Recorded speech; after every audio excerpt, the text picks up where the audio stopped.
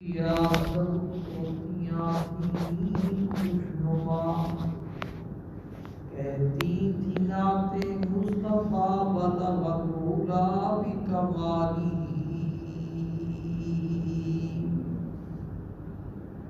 عمریاں بھی تھیں اپنے ذوق میں ڈالی تھی گردن طوق میں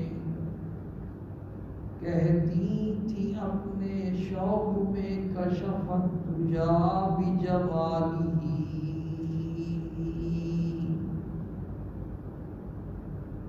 بلبلیں تھیں سو بسو لے لے کے ہل ہل گل کی بو کرتی تھی باہم گفتگو حسنت جمیع خصالہ چڑیوں کی سن کر یہ چہچہے بلا انسان کیوں چپ رہے لازم ہے اس کو یوں کہے صلو علیہ وآلہ اللہم صل علی سیدنا و مولانا محمد وعلی آل سیدنا و مولانا محمد وبارک وسلم رب اشرح لي صدري ويسر لي امري واحلل عقدة من لساني يفقهوا قولي رب زدني علما رب زدني عملا سبحانك لا علم لنا إلا ما علمتنا إنك أنت العليم الحكيم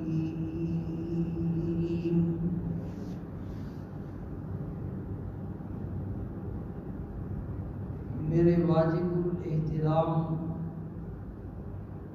دوستوں اور بزرگوں، حسن خاتمہ کا مضمون بیان ہو رہا ہے، اس پر بھی بات کرنی ہے۔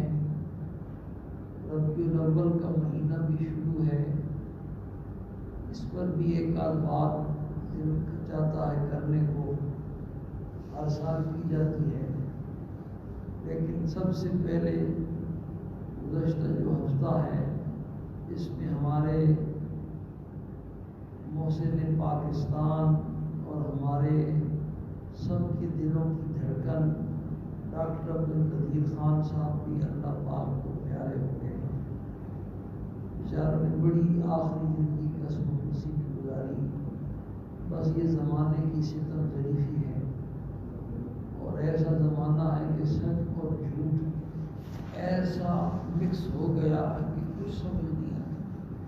پر میں تو ایک سادہ سا آدمی ہوں، مولوی صاحب کیا کہہ رہے ہیں، ہمارے پڑوسی تھے، ہمارا جو جامعہ فریدیہ ہے نا E7 اسلام آباد کا، وہاں ہمارے مدرسے کی جو مین گلی ہے اسی گلی میں ان کی کوٹھی تھی، اور جب ان کے ساتھ یہ آخری واقعات پیش نہیں آئے تھے تو ہم وہاں سے گزرتے تھے، فیصل مسجد کی طرف جاتے ہوئے تو ان کی کبھی کبھی زیارت بھی ہوتی تھی اور دعا سلام بھی ہوتا تھا ایسا، اور بڑا دلی صدمہ پہنچا۔ تو ان کی مناسبت سے وہ حضرت مجذوب کی اشعار مجھے جب سے ان کا انتقال ہوا ہے تو میں وہ دہرا رہا ہوں اور پڑھ رہا ہوں۔ حضرت مجذوب کے بڑے پیارے اشعار ہیں۔ ملے خاک میں اہل شام کیسے کیسے، ملے خاک میں اہل شام کیسے کیسے، مکی ہو گئے لامکان کیسے کیسے، سبحان اللہ، وہ کوٹھی خیرآباد، مکی ہو گئے لامکان کیسے کیسے، ہوئے نامور بے نشان کیسے کیسے، زمین کھا گئی آسمان کیسے کیسے۔ شہرت اور کمال کے آسمان پر کئی چمکنے والے سورج، چاند اور ستارے، زمین ان کو ایسا ہڑپ کر گئی کہ کچھ عرصے کے بعد ان کا نام نشان۔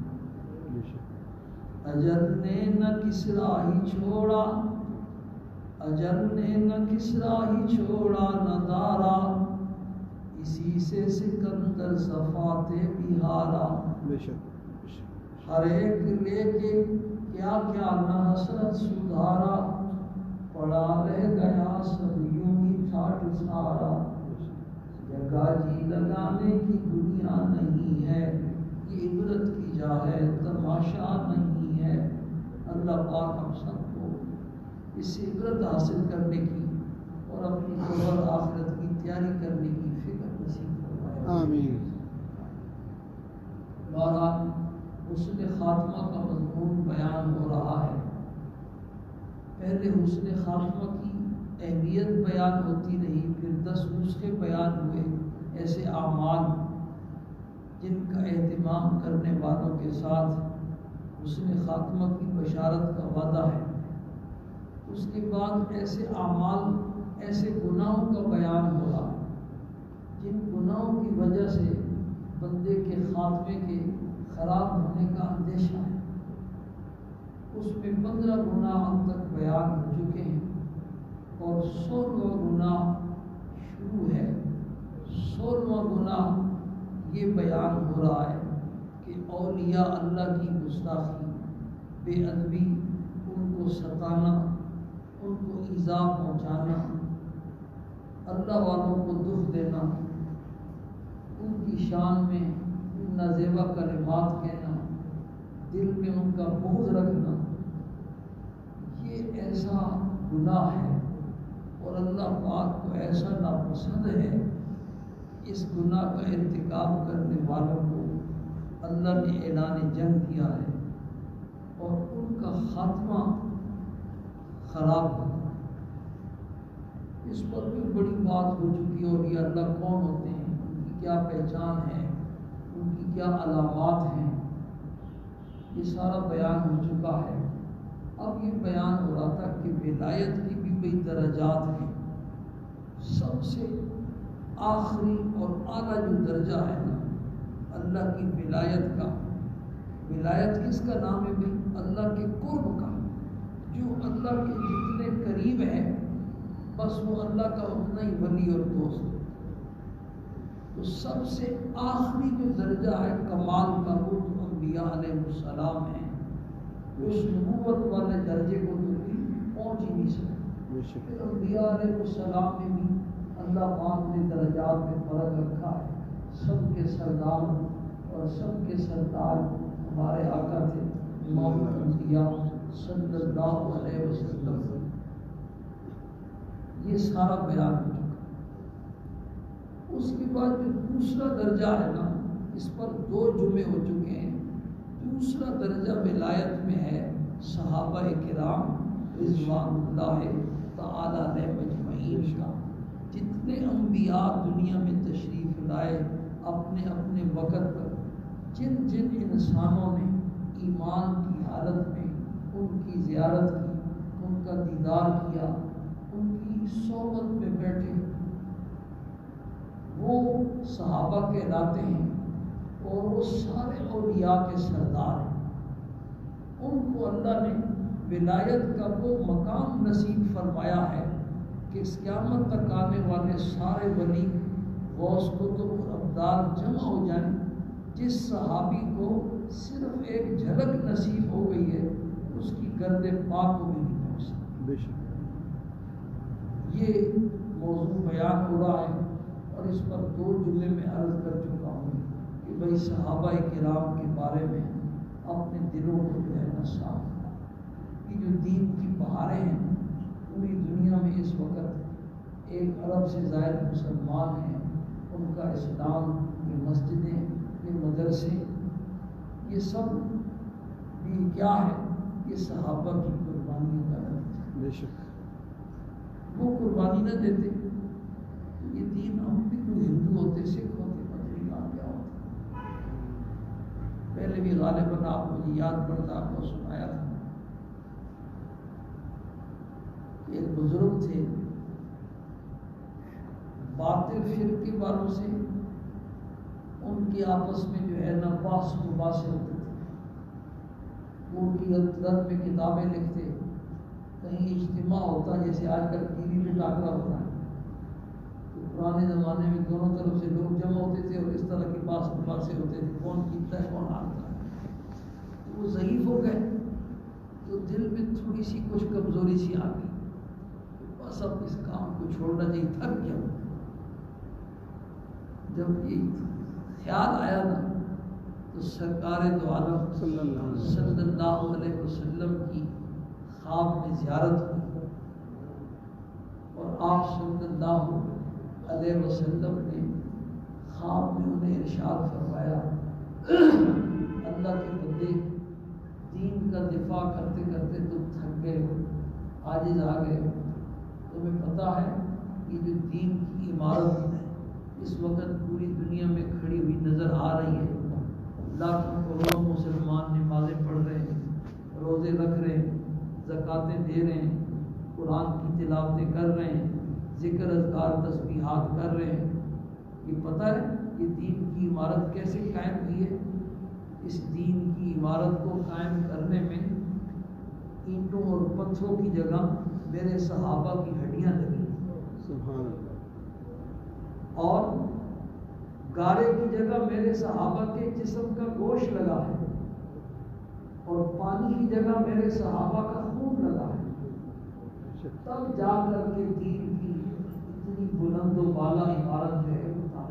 یہ 100% حقیقت ہے، یہ تنہائی میں بیٹھ کر کے بھی سوچا ہے، تنہائی میں بیٹھ صحابہ کو اللہ نے جو مقام دیا ہے، وہ قیامت تک آنے والے مسلمان رگڑے لگاتے رہیں، مجاہدے کرتے رہیں، محنتیں کرتے رہیں، وہ اس مقام کو نہیں پہنچ سکتے جو اللہ پاک نے صحابہ کرام کو عطا فرمایا۔ بے شک، اور صحابہ کرام میں سے ہر صحابی، سبحان اللہ، یہ آپ سن ربیع الاول کا مہینہ ہے، اس کی مناسبت سے بھی یہ بات یاد رکھو کہ آپ کا ہر صحابی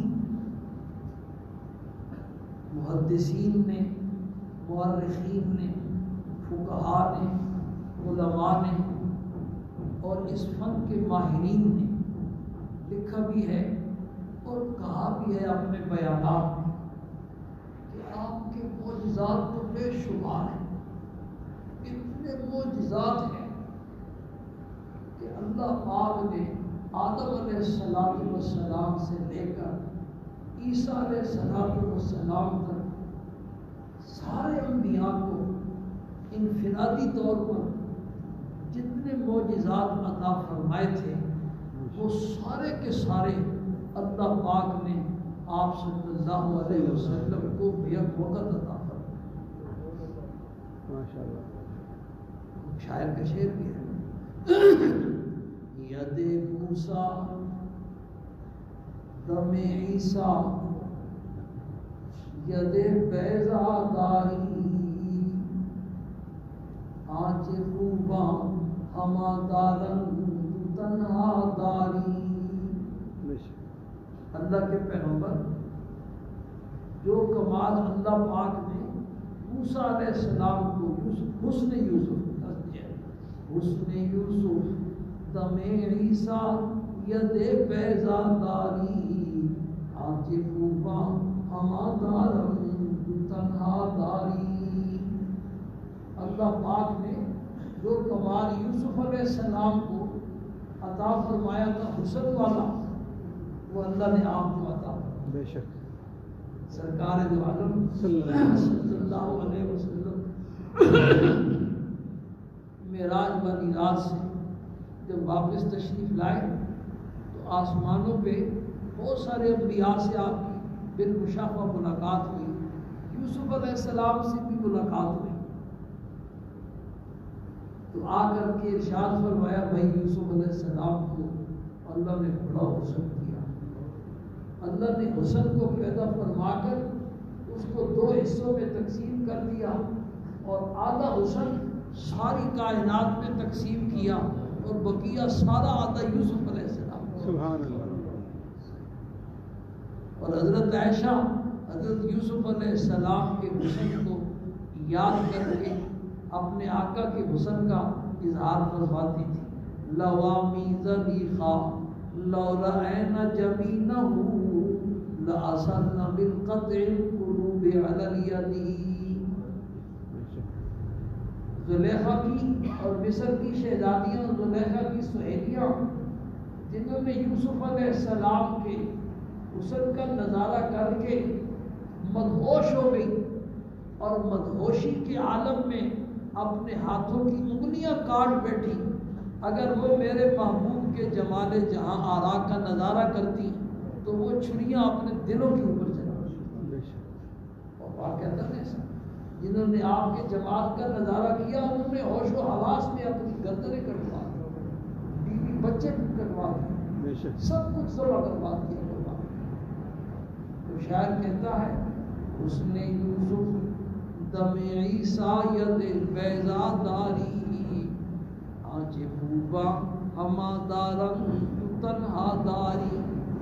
اے میرے محبوب، اللہ نے یوسف علیہ السلام کو جو معجزہ عطا فرمایا تھا، عیسیٰ علیہ السلام کو مردوں کو زندہ کرنے والا، نابینا کو بینا کرنے والا، کوڑ والے کو تندرست کرنے والا معجزہ عطا فرمایا تھا۔ موسیٰ علیہ السلام کو چمکنے والے ہاتھ کا معجزہ عطا فرمایا تھا۔ اللہ پاک نے سارے انبیاء کو جو خوبیاں اور کمالات عطا فرمائے تھے، وہ سارے آپ کی ذات بابرکت میں اکٹھے جمع فرمائے۔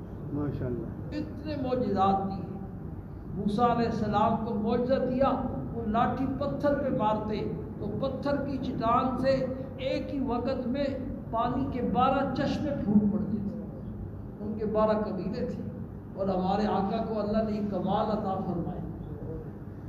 1500 کے لگ بھگ صحابہ کی تعداد تھی، اور پانی نہیں تھا، پانی کا پیالہ لایا گیا، اور آپ نے اپنا دست مبارک اس پانی کے پیالے میں رکھا، اور آپ کی انگلیوں سے پانی کے چشمے پھوٹ پڑے۔ سارے کے سارے صحابہ نے وضو کر لیا، مشکلیں بھر لیے، جانوروں کو۔ تو آپ کے معجزات تو بھائی بے شمار ہیں۔ یہ قرآن پاک آپ کا زندہ جاوید معجزہ ہے، اور ایسا معجزہ ہے کہ قیامت تک اس کا اعلان ہے۔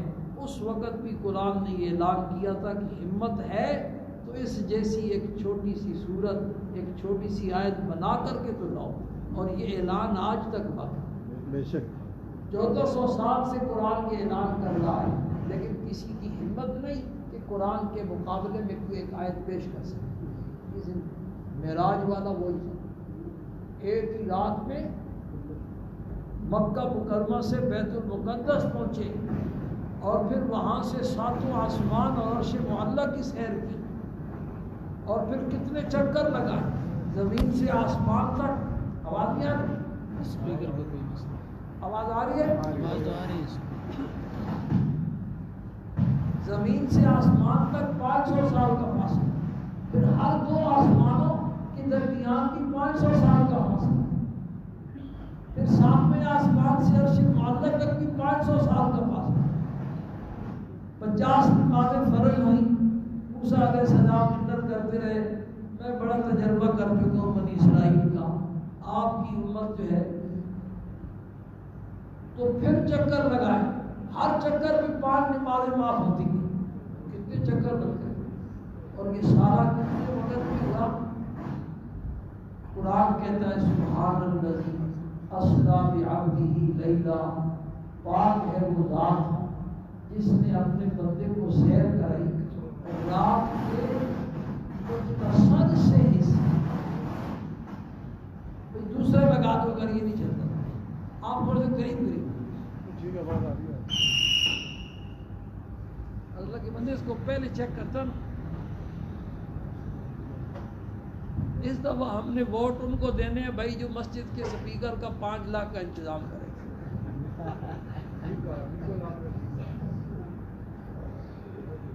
اس دفعہ کی سوسائٹی والے میرا اعلان سن لیں، میری تائید صرف اس پارٹی کے ساتھ ہے جو مسجد کا انتظام ایسا کرے گی، کم از کم 10-15 لاکھ کا سپیکر لگائے گی، بس سانس نکالے تو ہمارا ورنہ کوئی ووٹ نہیں.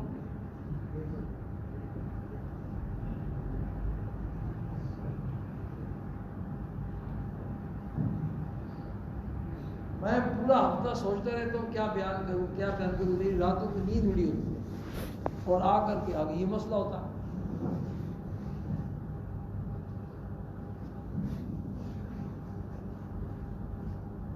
تو معراج والا واقعہ، معراج والا معجزہ، کیسا معجزہ. یہ جو لیلن کی آخری 2 زبریں ہیں نا، ہماری عربی کی گرامر میں اس کو تنوین تقلیل کہتے ہیں. تقلیل کا معنی یہ ہے کہ اس نے اس کے معنی میں کمی پیدا کر دی. کیا مطلب؟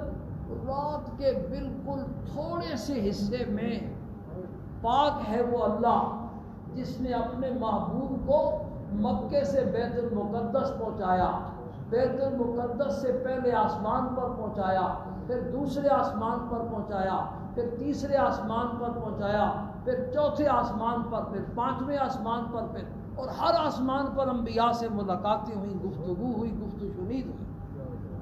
پھر 7ویں آسمان سے عرش معلیٰ کے کتنے چکر لگائے، پھر جنت کی سیر کرائی، جہنم کی سیر کرائی اور واپس تشریف لے آئے. اور ابھی رات کا وہ تھوڑا سا حصہ گزرا.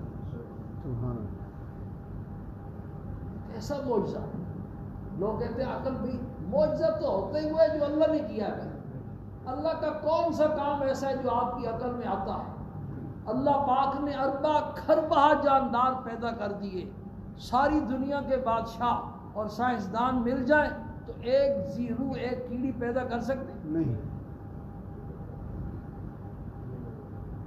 تو آپ صلی اللہ علیہ وسلم کے جو معجزات ہیں نا، وہ تو ایک ایک معجزہ عجیب ہے.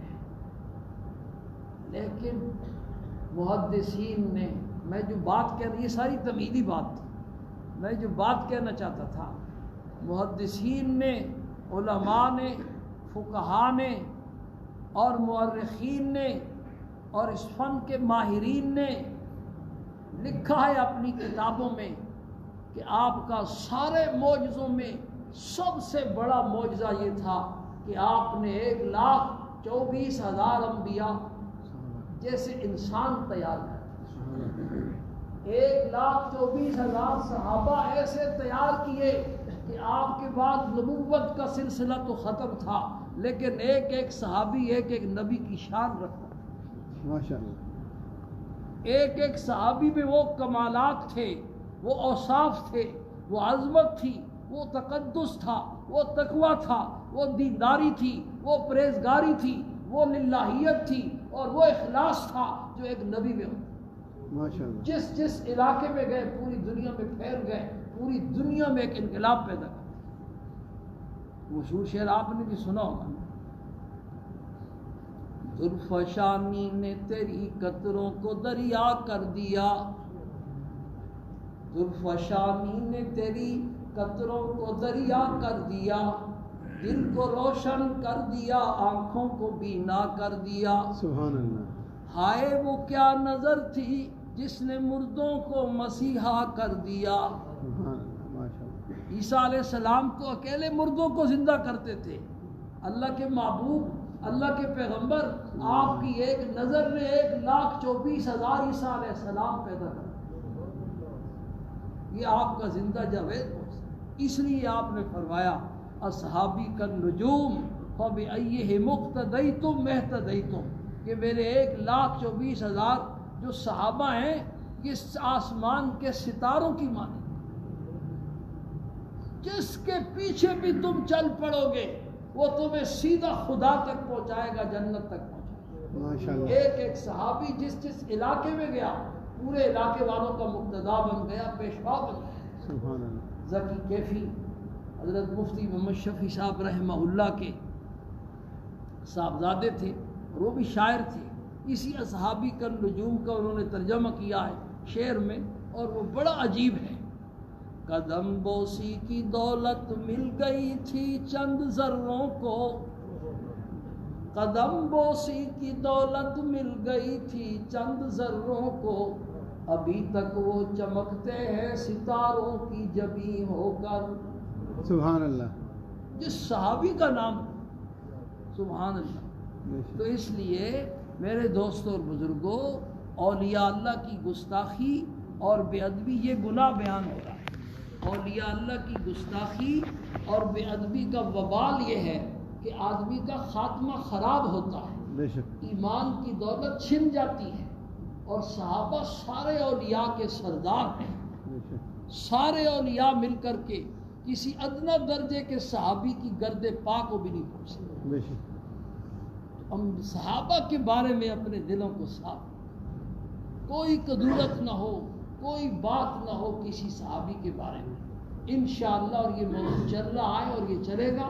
اللہ پاک ہم سب کو اپنے محبوب کی بھی سچی محبت نصیب فرمائے، محبوب کے صحابہ کی بھی سچی محبت نصیب فرمائے. ابھی تشریف ربیع الاول کی یہ ساری بات ربیع الاول کی مناسبت سے، ربیع الاول کی مناسبت سے ہر مہینے میں بھائی ربیع الاول دن منانے کا نام نہیں، آپ کی ولادت کے جشن منانے کا نام نہیں. ربیع الاول ہمیں یہ سبق دینے آتا ہے بھائی اگر تمہیں اللہ کے محبوب سے سچی محبت ہے تو ان کی زندگی میں انقلاب آنا چاہیے، ان کی سنتوں کا اتباع کر. تمہاری شادی غمی، تمہاری شکل و صورت، تمہاری وضع قطع، تمہارا لباس، تمہارا چال چلن، اٹھنا بیٹھنا، چلنا پھرنا یہ میرے محبوب کی سنت کے مطابق ہو تو پھر تو تمہیں محبت ہے اور پھر ربیع الاول کی سے تم نے عبرت حاصل کی.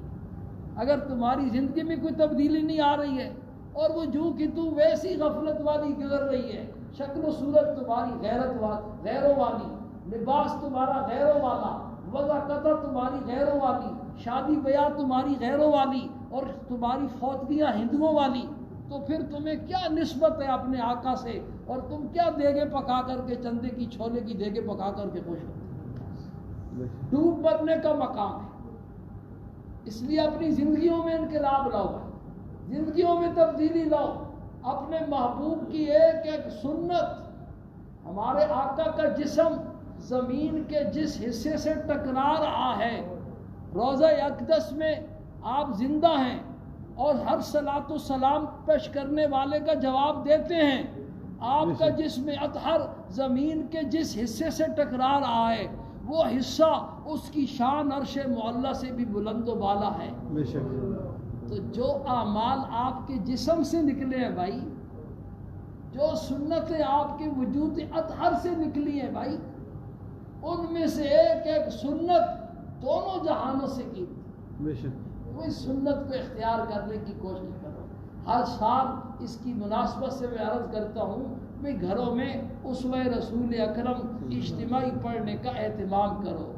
اسوہ رسول اکرم آپ صلی اللہ علیہ وسلم کے حالات بھی ہیں اور آپ کی سنتوں کا بیان بھی ہے کہ ہم نے آپ کے شب و روز کیسے گزرتے تھے، آپ گھر میں کیسے تشریف لاتے تھے، گھر سے باہر کیسے جاتے تھے، نماز کیسے پڑھتے تھے اور روزہ کیسے، یہ سب کچھ اس میں مل جائے گا. اجتماعی طور پر اپنے بیوی بچوں کو بٹھا کر کے ان کو وہ کتاب سناؤ.